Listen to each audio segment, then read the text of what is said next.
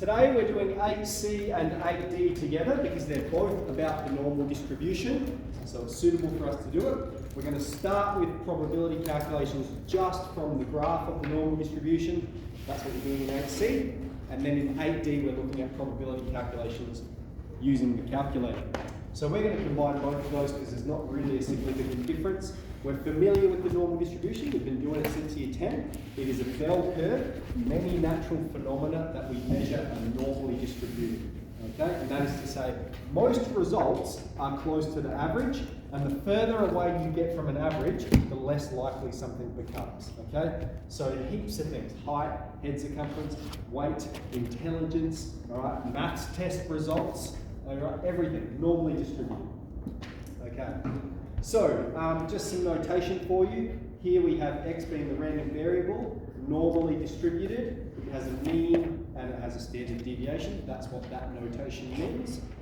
What else to say about it?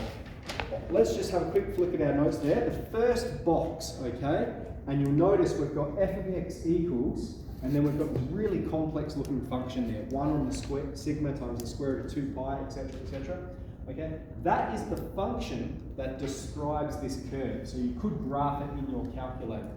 It looks complex, but the only variables that you're substituting in are the mean and the standard deviation. So if you're given those, you can graph the distribution on your calculator. Notice how it's positive. Notice how that goes in both directions forever. And what is a probability calculation? But it's always the area under the curve, right?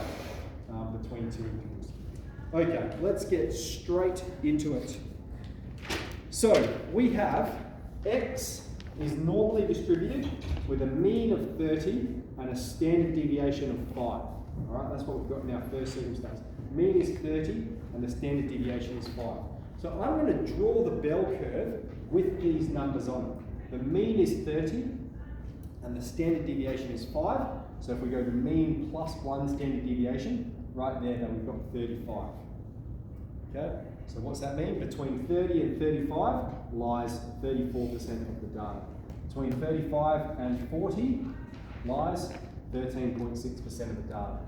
Here we'll have 45, going back down this way, we're going down by 5, 25, 20, etc. Okay, so there's the distribution. Okay, so here's what you're doing in exercise 8C. You're using the distribution to answer the questions. It says, what's the probability that 30 is between x and 35? All right, so we're going to look at the graph. We've drawn it between 30 and 35. The probability 0.3413. So 3 figures, 0.3413. Okay, and we're just getting those numbers from the distribution. Occasionally, we will need to add certain segments together. But what we know about the normal distribution, right, is here's the mean. We have 50% of the data above and 50% below. All right? 50% of people are better than average. Okay. So B, find the probability of x being less than 22. All right. So now we're getting into the exercise 8D. All right. Find the probability of x being less than 22, because if we look up here, we don't have that number 22 anywhere. It's in between 20 and 25, right? 22 is here. And we're saying, well, what's the probability of the distribution being less than 22? And so this is where we have to use our calculator. We've done this before. So there's two procedures. I'm going to show you one you're familiar with first. You go to the menu, statistics, distribution, normal, NCD. All right. Now, just like with binomial distribution, I'm going to really encourage you to put the notation in your calculator. Put the notation on your test, all right? So you're listing this information so that when I'm checking it, I can see if you've input the right thing, even if your probability is wrong. Okay, so lower boundary. We're going from negative infinity. It goes this way forever, and it goes that way forever, and we're saying, what's the probability of it being less than 22? So our lower boundary is negative infinity. The way we do that is negative E99. Okay, the way you put that in your calculator, you press negative, and then the bottom button in the middle, EXP, some people have times 10, okay? So you press minus E, and then you put the numbers 99. That's going to be 10 to the power of 99, massive number, all right? Your upper boundary is, where do we stop here? 22. Standard deviation of our distribution is 5, and our mean is 30. That's the information that we're going to plug in. Any questions so far? Anyone calculate it already? Ratio. Fastest. Calculator's frozen. So fast. 0.0547. Okay, just like binomial, write 4 figures, round the fourth one, so it will be 0.0548. Very good. So the probability of the variable being less than 22 is 0.0548. Now up here I haven't given a context for it. We could, all right, this could be, for instance, fish. The length of a fish is 30 centimetres, standard deviation 5 centimetres, so 50% of the fish are larger than 30 centimetres, 50% are shorter. Here we've done, what's the probability that a fish is less than 22 centimetres? We got 5% of fish. Excellent, so that's part B there. Let's move on to part C. Find the probability that X is larger than 28. Okay, so we're going to look at our distribution. We don't have 28 appearing anywhere, but 28 is going to be about here somewhere, isn't it? So I know, because of the location of this lower boundary, I know the answer is going to be larger than 50%. How do I know that? Well, I know that that's 50%, and there's going to be 50% plus this little bit more here. Okay, so that's 28, and we're performing this calculation. So in this circumstance, our lower boundary is 28. Our upper boundary this time is positive infinity. So to do that, we just keep the same, E99. We don't have the negative out the front. Okay, that means it's 10 to the power 99 in the positive direction. Standard deviation and mean will remain the same. Okay, and when we calculate that, it's going to be above 50. 28, 2, infinity,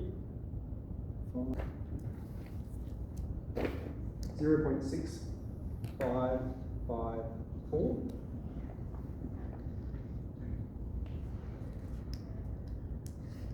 Splendid. Part D. Find 1. I'm going to jump up on this one. 1, take the probability of B, take the probability of C, and state its significance. Okay, so probability of B is 0.0548. Probability of C was 0.655.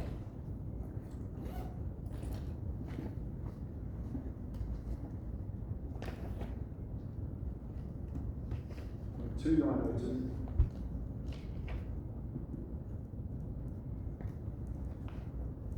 Okay, let's figure out its significance. Total area under this curve is 1. We've subtracted the area here, and we've subtracted the area here, and the answer that we're left with is 0.290. That's the probability of this event. Okay, that's the probability that remains. What is this event? It's the probability of X being between 22 and 28. Okay, while I remember, in normal distribution, so for chapter 8, for chapter 9, there is no significant difference between less than and less than or equal to. They mean the same thing. It's only in B, C, D, E, P, D, chapter 7 when we need to worry about that. So this makes no difference in chapter 8 and 9. Okay, so that's good. And then it says, so we've done that, we've stated its significance, this is what it is. Calculate that to confirm. Okay, so if we're going to perform that calculation, let's do it, but this time we're going to use the other alternative calculator process. So just like with binomial distribution, you can do it in the statistics menu, but I'd like you to follow along here. We're going to go into Run Math. Okay, we're going to press Option, Stat, Distribution, Normal, NCD. Okay, and what it brings up, it's going to bring up NCD with an open bracket, and you're then free to put in the lower boundary, the upper boundary. This is the order you have to put it in. Standard deviation and the mean. It's the same order as the statistics menu gives it to you as. And so in the circumstance here, it's going to be 22, so 28, standard deviation 5, mean of 30, and you mash that, and what do you get? 0.290.